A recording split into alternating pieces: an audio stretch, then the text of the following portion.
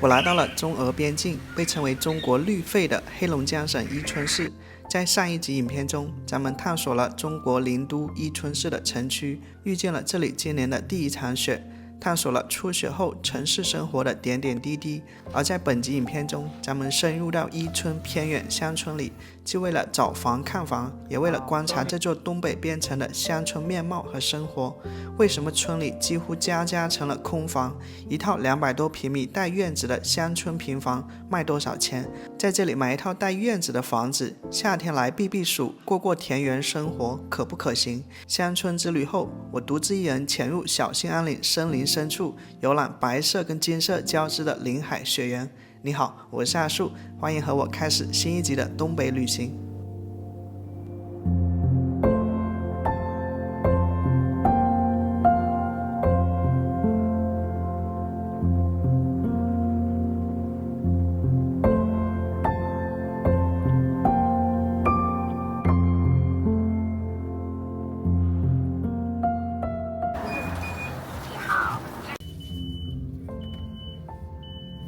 此刻，我搭车从伊春市最东边的伊美区一路向西，到达约20公里外的翠峦镇，再步行到我们要去的乡村。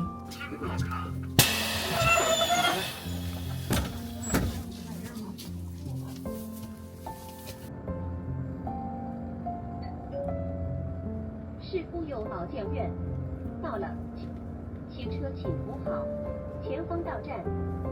电厂家属楼。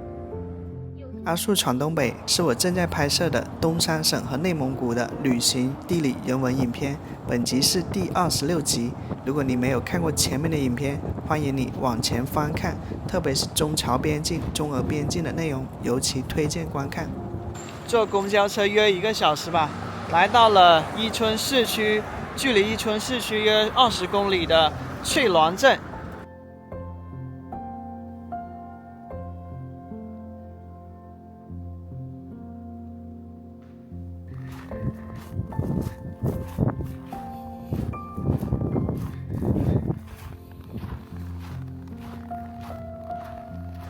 如果咱们从卫星地图看的话，伊春市主要分布在一个狭长的山谷里面，然后呢，最东也就是我住的地方是伊春区，往西就到了乌马河镇，然后再往西就到了翠峦镇，然后后来呢，翠峦镇跟乌马河镇就合并成了一个区，叫乌翠区。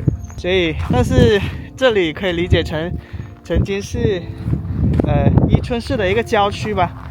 我过来也想看看这边郊区的一个面貌，或者说乡村的一个面貌。这条河就是伊春河。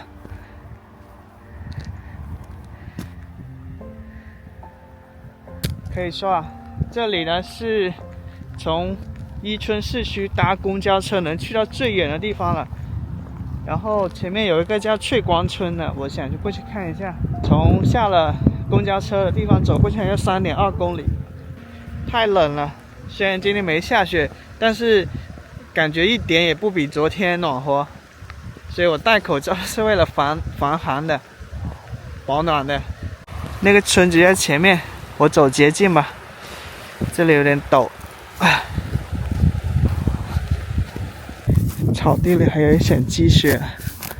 前面的翠光村是属于翠峦镇的。翠峦镇呢以前是属于林业局的，然后它就是一个叫政企合一的一个行政区划。所谓政企合一，指的是伊春市过去以林业部党组织领导为主，地方政府领导为辅的政企合一管理体制。这种体制在中国的国有林区比较普遍，特别是东北和内蒙古等重点国有林区，比如内蒙古大兴安岭林区、吉林长白林区。但近些年随着国有林场的改革，逐步推进政企分开的新体制。草地里还有一些积雪。然后这里属于是小兴安岭的腹地，森林资源特别丰富。今年伊春的气温是-4度到-11度，但是它的体感温度此刻是-9度，所以我感觉我这个耳朵都冻得都快掉了。哎呦，这有一条河呀，这过不去啊！想要过到对岸的村子，还要绕一大圈呢。这天气太冷了。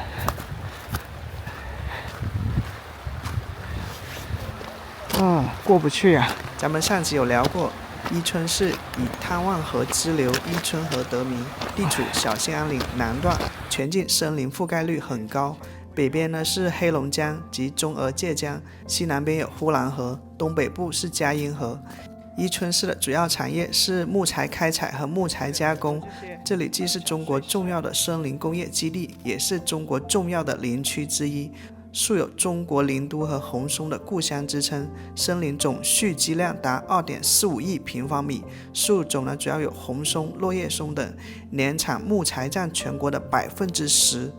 这里有中国第一个国家公园及汤旺河国家公园，而这座城市从2004年开始启动了禁止森林采伐政策，从中国重要的森林工业基地到以森林保护为主旋律的康养圣地，这种转型背后可见这座中国林都的愿景。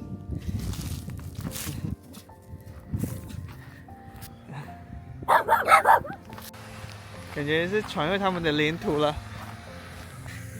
这里原本是种一些白菜的，就东北做双白菜的那个白菜。我第一次看到这个就是姑娘果的那个树啊，你看它里面还是好的哦，但已经里面也枯萎了。这个卖几块钱一斤呢，就东北很多见。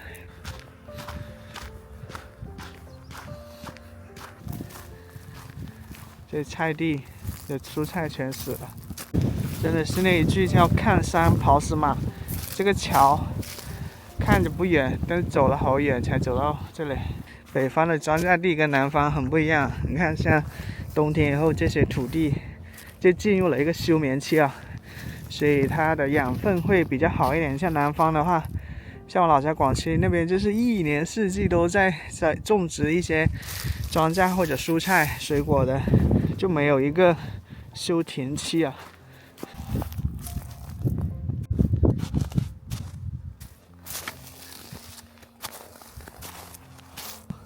走回大马路了，这就好走一点了。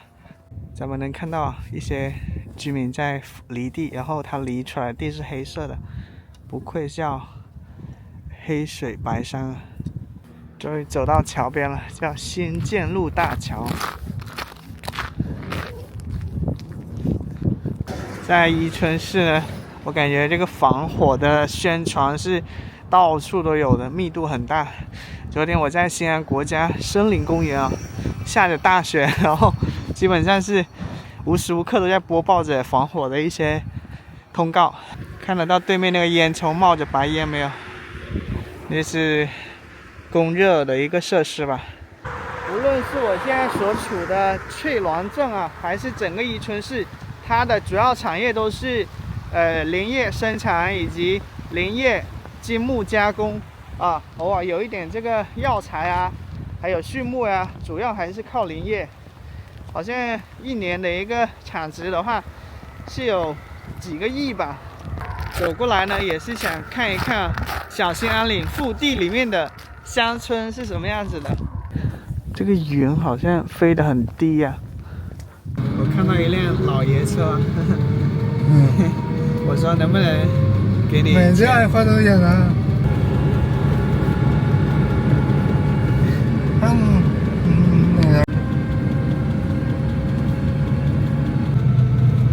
您是做什么工作的呀？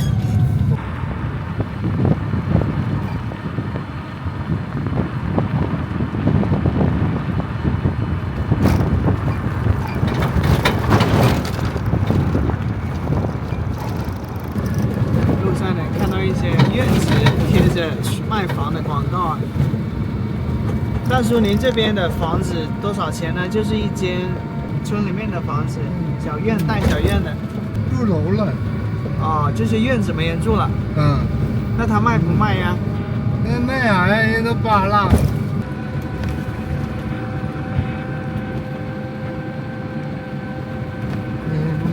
你是哪儿的？广西的。广西的呀。嗯。好。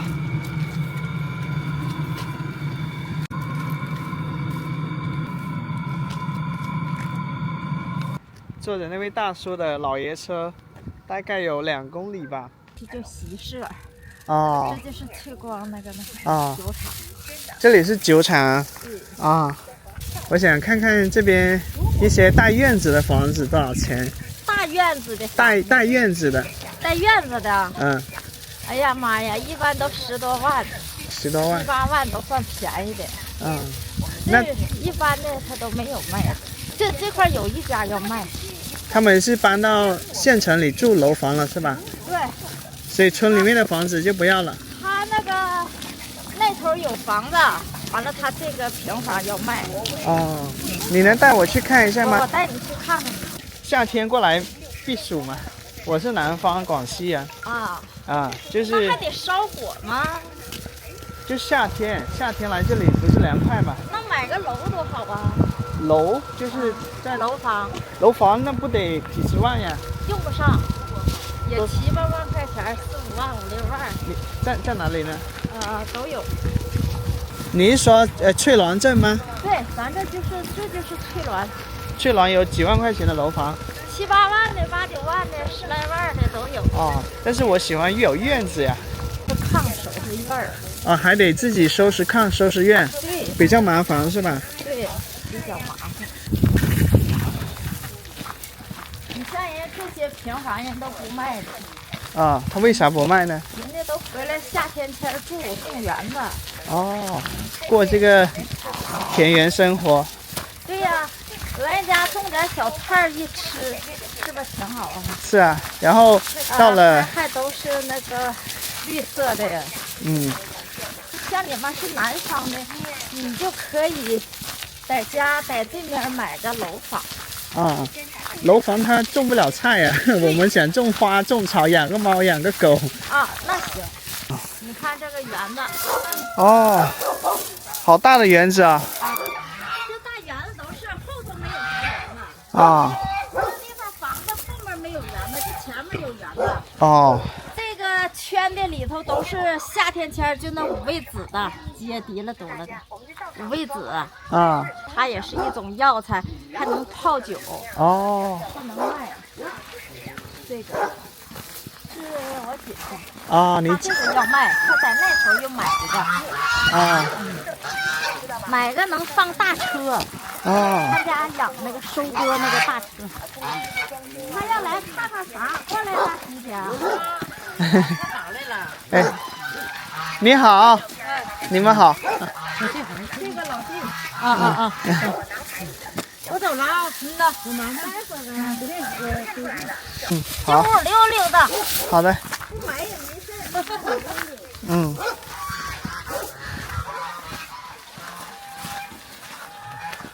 玉米，有点冒烟了。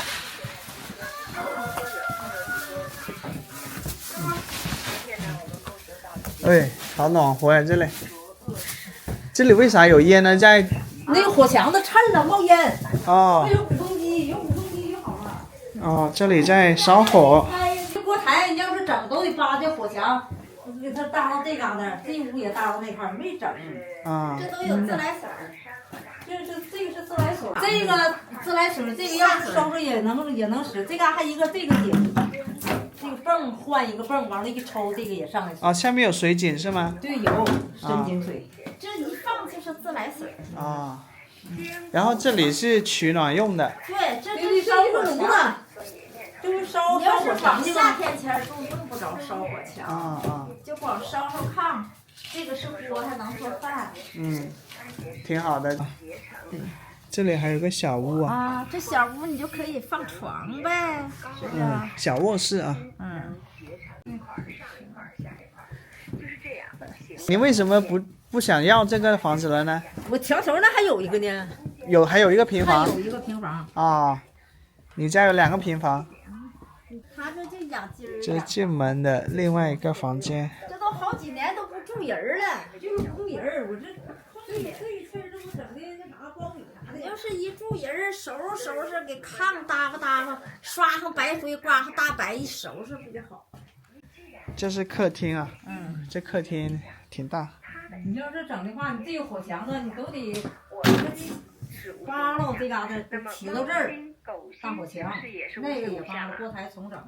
这嘎达趁了，都没整啊。这嘎也是个火墙，哦，火墙也是烧火的。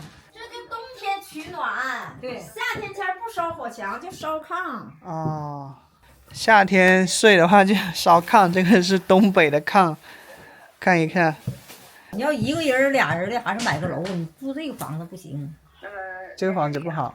对，你俩人，你像老头老太太，像我这岁数60来岁、50来岁，你就住楼房，你就住楼呗。楼房便宜喽嗖的。真的，几万块钱的。啊，街里买一个，像靠他们那嘎达多好啊！这地方养老最好，空气好，没有什么灾难。嗯，空气好，夏天也不用打空调，不用打电风扇，自来的小凉风，开窗。很舒服啊。冬天楼房都有暖气，热乎的。嗯，那这个房子如果想那个的话是多少钱？哪个？就这一个院子。这个院子最少也得10万块钱。那这个根源，完，你要真诚心买8、9万块钱，跟他讲讲。哦，8、9万，嗯。就夏天这外面能种菜吗？那不有园子吗？圆的吗？这个是那个园子，园子这2棵树吧，完了那个圈的那是五味子，那个也是咱们这个地方也是这一块儿的。哦，这里你养了好多鸡鸭是吗？那小鸡儿、鹅、鹅还有鸡。10个鹅，16、17个小鸡儿。哦。反正前面就这么大一个园子。那这2棵树是借，哦，借那头的是人，又是一家，这头就是咱们。这个院子应该有300平米吧？不知道有多些，没邀过呀。玉米。这房子都有房照。有房照。有哪些证件呢？房照就是房照。对。不是农村的宅基地不能交易吗？外地人买不了。都能买，你可以能买，都能买。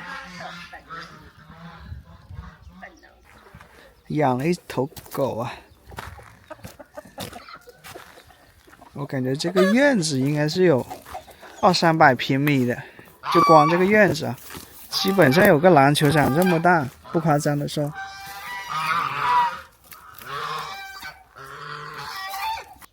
这里还有一个储物的一个地方，然后感觉这个消防隐患很厉害啊。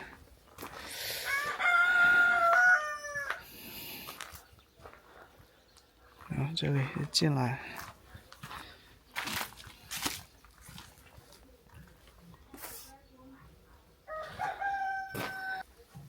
铁门。刚才那2位大姐啊，她们是亲姐妹啊。然后有一个姐姐就是从县城里面买了一些水果呀、食品过来，给这个她的妹妹。像刚才看的房子呢，也是好多年没住人了，他们就住在叫乌翠区的一个楼房里面，楼房还是方便，到夏天就供热了，也不用你在平房里面忙活着又烧煤烧柴取暖的，很费劲。我的天啊，这个一户人家的院子得多大呀！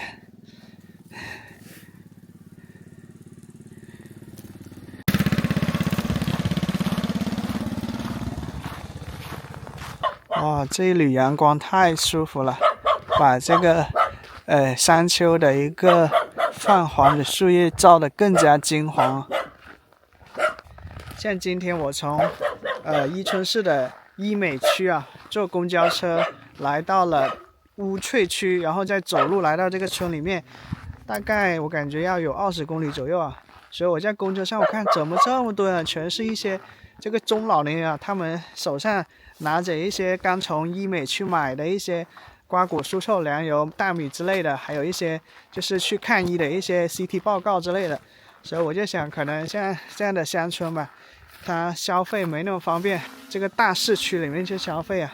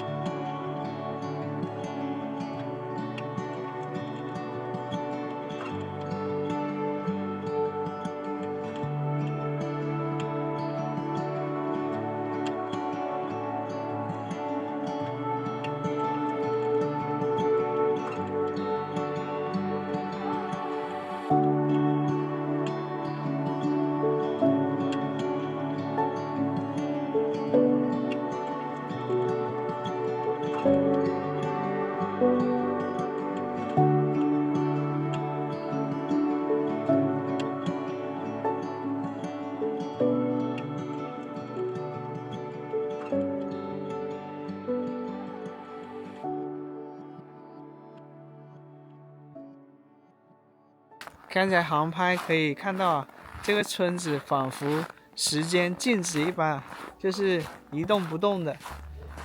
因为城市化嘛，所以越来越多的乡村人口向城市、向城镇去迁徙。特别像东北这一片地方，它天冷了以后啊，就回到村里面过生活的人就更少了。他可能夏天的时候啊，人们会从县城的楼房里面回村里过几天这个田园生活啊。但是总的来说吧，乡村的一个空心化是一个不可逆的趋势了。大概是因为这些房子都比较老旧了，所以就用树木支撑着房子它塌倒。南方的乡村会好一点，因为南方的话它4个季节都能种一些瓜果蔬菜啊。你像北方的话，像宜春这个地方，它有半年的时间处在这个寒冷的冬天的。因为能够想要在村里面过一些院子生活的人，大概是想要种花、养树，然后种点菜，养个鸡啊、狗啊、猫啊。但是如果冬天太长的话，这样的一个田园生活实现起来就比较有局限性啊。除了刚才那2位大姐吧，我在村里面就没见过别人。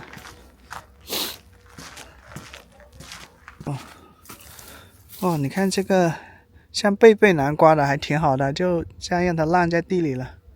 铁锁着的一个铁门都生锈了。我看这户人家好像有人啊。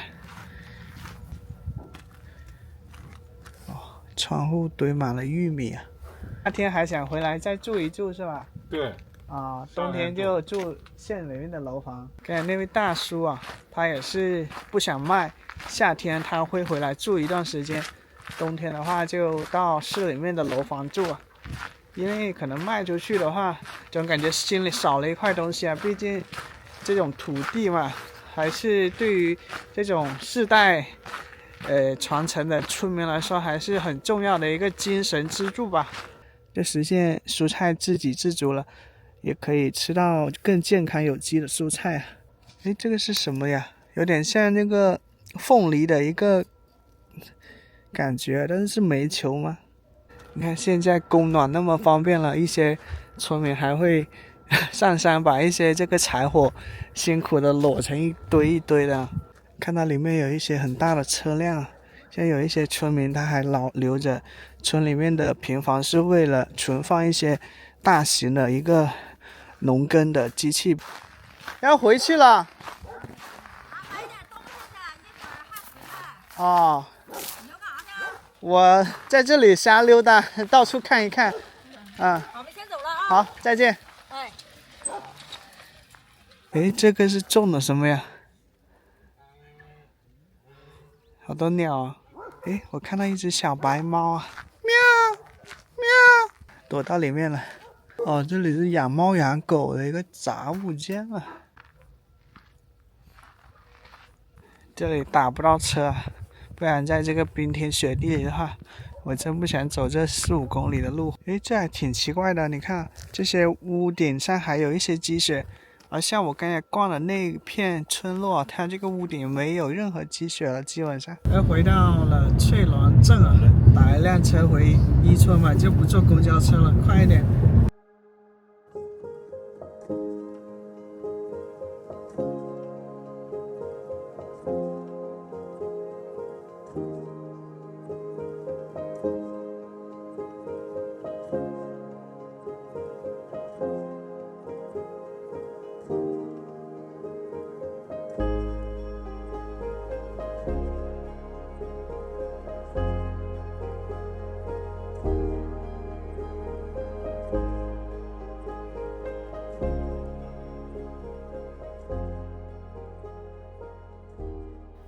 这都结冰了，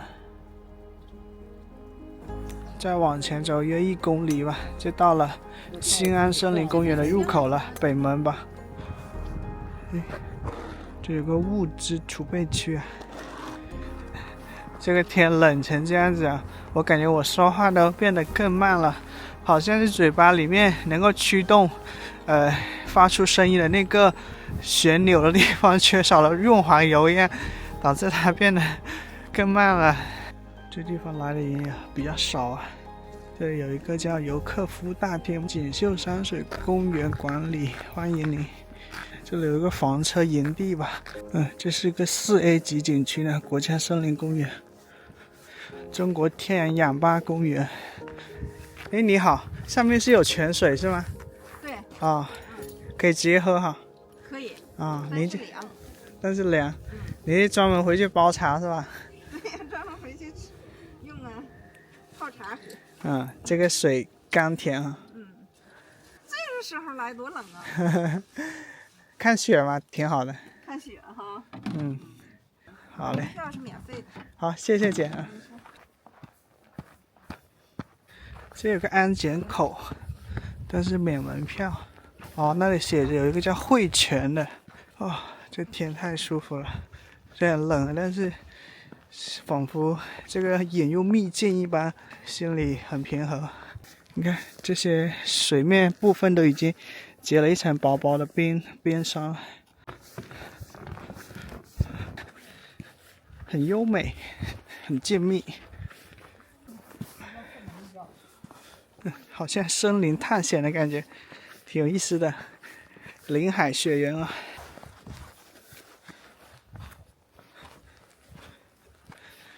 国家森林公园，这些是红松木吧？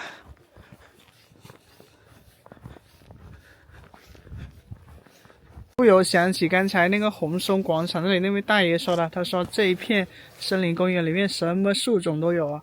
咱们看一下树种辨认答案：1号红杉，2号云杉，3号冷杉，4号杨树，5号枫桦，6号白桦，有27种这种大的乔木啊。那个是电暖气啊。森林这里也要安装供暖的，这里是工棚，林区的管理人员劳动的地方。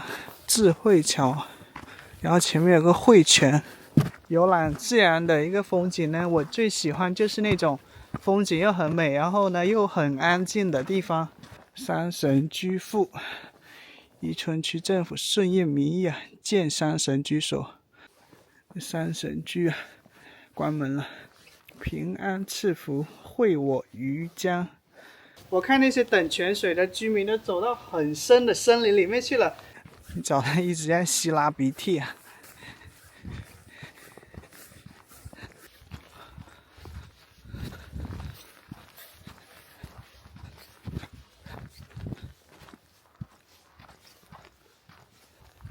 感觉万物都进入了休眠样，不声不色不响，让我想到在雨崩徒步的感觉，就是从雨崩村徒步去神瀑路上的那种感觉。这里有好些居民提着水桶啊，排队等泉水。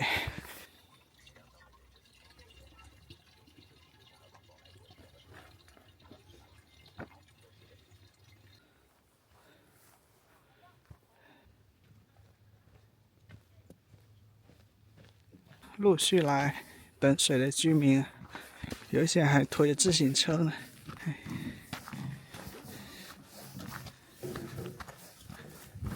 这是一棵倒下的，应该是桦树。帮你脱下衣服啊，脱衣摇换新装，旧的不去，新的不来。这里真的很有那种在原始森林里面探险那种野趣啊。陡落，我帮你减轻负担。这小推车挺方便。你背的多凉啊！我俩刚才说呢。这个水怎么样？好喝吗？好喝呀！喝点水不容易，喝点水不容易。就是矿泉水还没这个水好喝。没有这水好喝，真的。矿泉水是自来水的。不信你试试。可苦了呢。没喝这水前矿泉水挺好喝，哎呀妈呀，喝完这水这矿泉水又不好喝了，是不是？这水挺神奇啊！你这说的我都很想尝一尝。这个山泉水有多少年了？就是咱们来这里等水的话，有几年历史了？具体不知道，反正从建一村子好像就有啊。那雪厚一点的时候咋弄呢？这个雪铺满的时候，你这个车走不了的时候怎么弄呢？我要踹。嗯，我要轱辘了，给我拿绳，拽点溜点。好，下坡。好，慢慢走啊。再见。咱们再往山上走一段吧。这个雪又开始下大了，敢一个人太贸然往森林里面前进啊！我看到一条狗啊，它狗视眈眈的看着我，咱们友好相处啊。这个牌子啊，通往兴安塔还原公路啊，7.6公里，这路多有感觉，是不是？很漂亮这条路。前面有罐子岭，还有醉泉，咱们看看有没有罐子啊。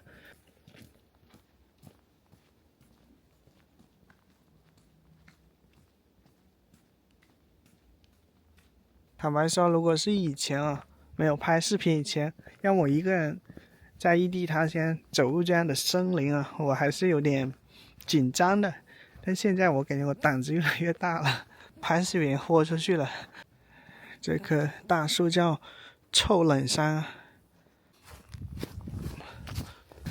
这个雪跟落叶堆积的一个地啊，脚踩在上面，很绵软，很绵软。咱们看啊，这棵树它的叶子还绿着，证明它刚倒下没多久啊。哎，不对，这个是蕨类植物被树压住了。我看到一个好长的一棵树木倒下了，这个应该是冷杉吧？就刚才那个臭冷杉啊，上面已经长了一些青苔了。哦，看一下这里的参天大树啊。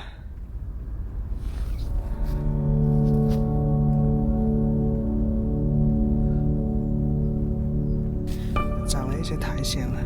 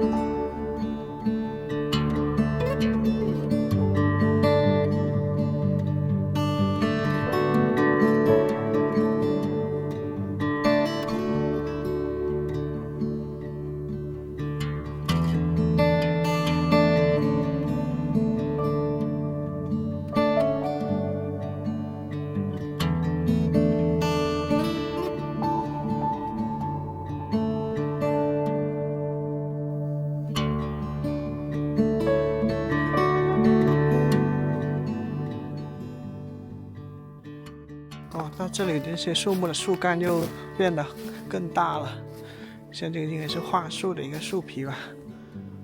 然后这里有一棵跟它差不多大的，这个应该是松木。听听树的声音。我这个鞋还是有部分防水的功能的。云山水曲柳啊，白莲有烈士纪念雕塑。南山战备井遗址。战备井，深不见底啊！这是一条通往瞻仰烈士的路。国家森林卫士发生森林火情，带领战友们迅速赶赴现场。富山昏迷被战友救醒后，继续指挥灭火。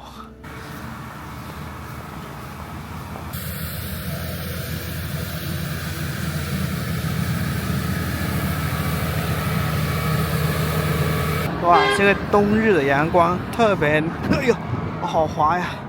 哦，差点摔一跤，我的腰都被闪了一下，差点就闪断腰。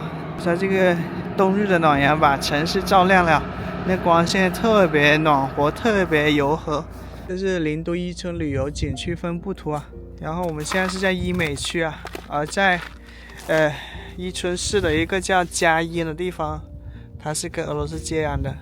顺便做个小预告，在下集影片咱们将来到嘉荫县，探索与俄罗斯仅一河之隔的全网尚没有人拍过的这一个边境乡村，敬请期待。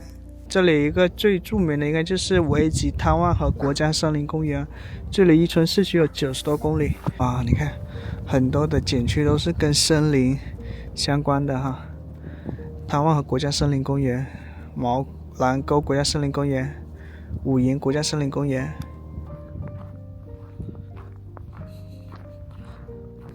刚飞了一会儿无人机啊，有几个感受吧。就是我之所以来伊春市呢，不是奔着它这里的景点来的，是因为我从卫星地图上看到，它一个小小的城区的四周都是那个非常辽阔森林啊。我觉得这个地方这么独特的一个地理环境，它一定孕育它独特的人文跟地理啊，所以我就来了。第二感觉是，我们是挺幸运的。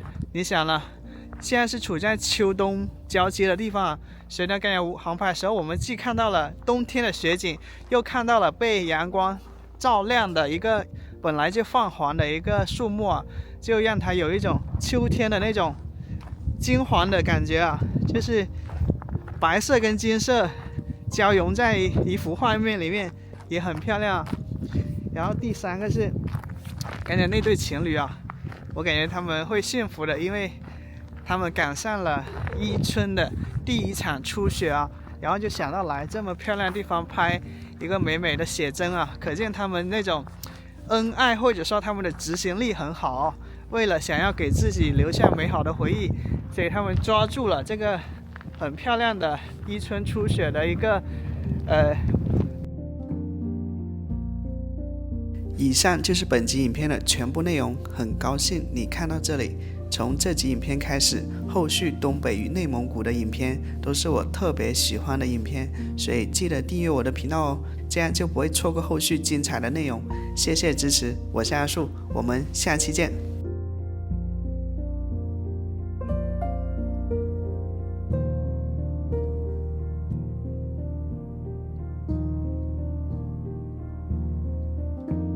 在东北就会吃晚餐比较早，因为天黑的很早，所以5点钟就吃晚饭。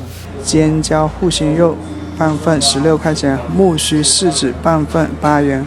甜口的一个西红柿炒蛋，我特别喜欢吃西红柿炒蛋，特别下饭。在外面这个冷冻了一天，吃一口暖暖的热乎的饭菜的话，幸福感油然而生啊！